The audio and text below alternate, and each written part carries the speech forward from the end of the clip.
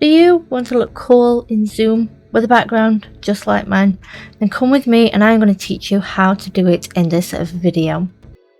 First, load up your browser and type in the search bar 1920 x 1080 wallpaper and then whatever you want behind you. I'm going to do a beach, but you could do something for the kids if they're homeschooling, or animals if that's something that you like as well. Next, right click on the image that you want and click Save Image As.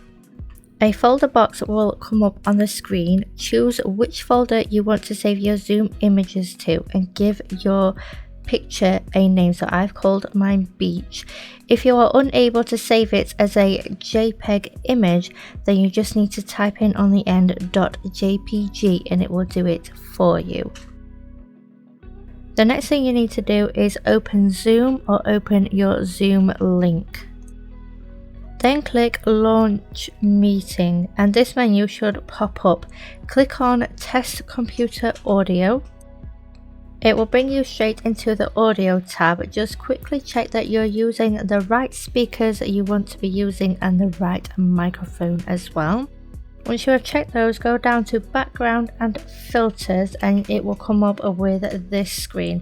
Now this screen has pictures on for me, but I have already done this before. Click the plus button and click add image.